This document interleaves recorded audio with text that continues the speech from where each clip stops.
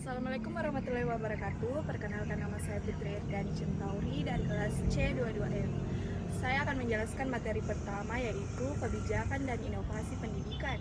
Kebijakan dan inovasi pendidikan di Indonesia terus berkembang untuk menjawab tantangan zaman. Salah satu kebijakan utama adalah penerapan kurikulum merdeka yang memberi keleluasaan bagi guru dan siswa untuk menyesuaikan proses belajar dan minat bakat dan kebutuhan lokal.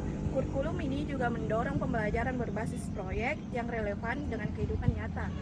Di bidang inovasi, pemanfaatan teknologi menjadi kunci. Platform belajar digital seperti Merdeka Mengajar, kelas daring, dan pemanfaatan kecerdasan buatan mendukung pembelajaran yang lebih personal dan fleksibel.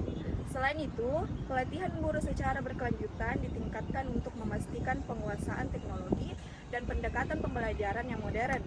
Pemerintah juga fokus pada pemeran akses pendidikan termasuk peningkatan infrastruktur di daerah 3T, yaitu tertinggal, terdepan, dan terluar. Secara kolaborasi dengan sektor swasta menciptakan ekosistem pendidikan yang inklusif, adaptif, dan siap menghadapi masa depan. Selanjutnya saya akan menjelaskan materi yang kedua, yaitu konsep dasar inovasi pendidikan.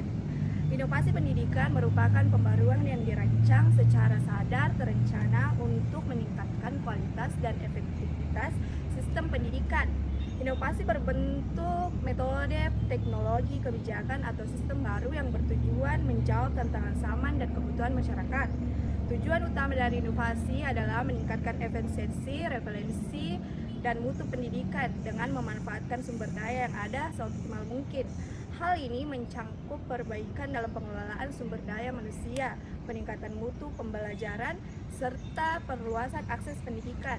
Faktor-faktor yang mengaruhi inovasi pendidikan antara lain adalah pertumbuhan penduduk, perkembangan ilmu, pengetahuan, serta tuntutan globalisasi. Secara utama, inovasi meliputi guru serta manajemen pendidikan, kurikulum, fasilitas, dan masyarakat. Selanjutnya saya akan menjelaskan materi yang ketiga, yaitu formulasi kebijakan pendidikan. Formulasi kebijakan pendidikan yaitu proses penyusunan prinsip dan rencana utama yang menjadi dasar pengambilan keputusan dan sistem pendidikan. Tujuan utama formulasi ini adalah meningkatkan kualitas pendidikan, memperluas akses, menyiapkan sumber daya manusia yang kompeten, serta menjawab tantangan global.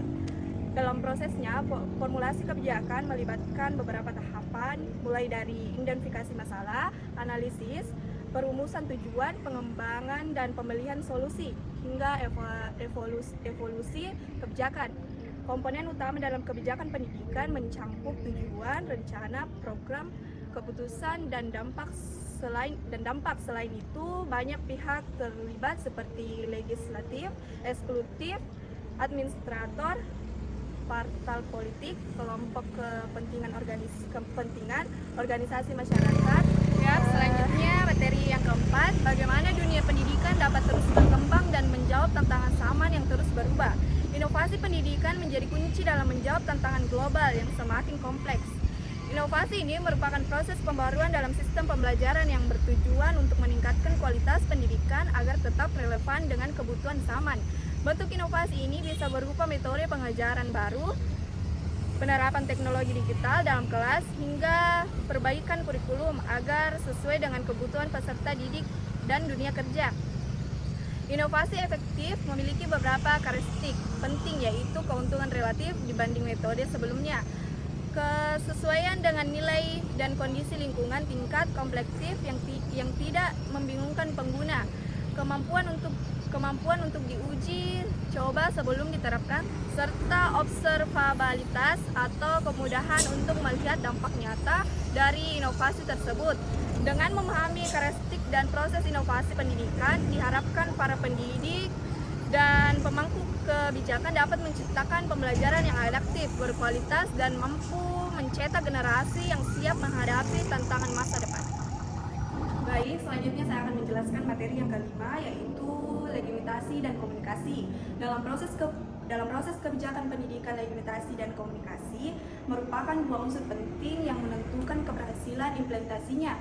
Legitimasi kebijakan pendidikan mengacu pada sejauh mana sesuatu kebijakan diterima oleh masyarakat dan pihak-pihak yang terkait. Kebijakan yang memiliki legitimasi tinggi biasanya didasarkan pada proses yang demokratis, partisipatif, serta sesuai dengan kebutuhan yang aspirasi publik.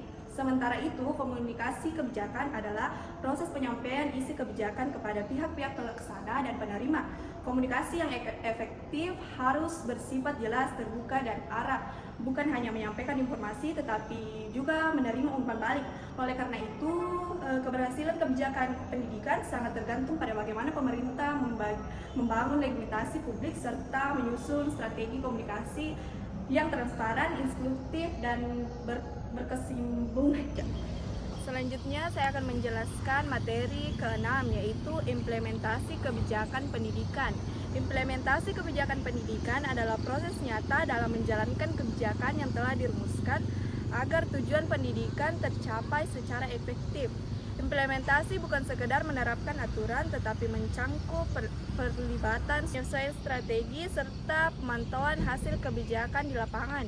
Keberhasilan implementasi sangat bergantung pada beberapa faktor utama, yaitu kejelasan rumusan kebijakan, yang kedua kapasitas pelaksanaan, yang ketiga sistem organisasi, dan yang keempat lingkungan sosial dalam politik. Namun implementasi kebijakan pendidikan kerap menghadapi tantangan seperti resistensi dari pelaksanaan, keterbatasan dana, instruktur yang belum memadai, atau ketidaksesuaian antara kebijakan pusat dan kebutuhan lokal.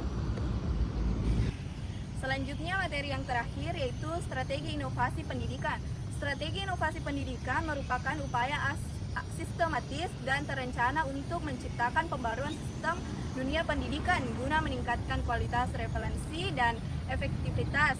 Proses belajar mengajar strategi ini mencangkup berbagai aspek seperti penerapan teknologi digital yang menggunakan pembelajaran lebih fleksibel dan interaktif melalui platform daring dan multimedia. Selain itu, penguatan peran guru sebagai agen perubahan juga menjadi fokus utama dengan memberikan pelatihan, dukungan, serta ruang bagi guru untuk berinovasi dalam pembelajaran. Kurikulum pun perlu disesuaikan dengan konteks lokal dan tantangan global agar lebih relevan dan bermakna bagi peserta didik. Pendekatan kolaboratif antara sekolah, masyarakat, pemerintah, dan sektor swasta menjadi penting untuk mendukung keberhasilan inovasi secara menyeluruh. Itulah penjelasan 7 materi dari saya. Sekian dan terima kasih. Wassalamualaikum warahmatullahi wabarakatuh.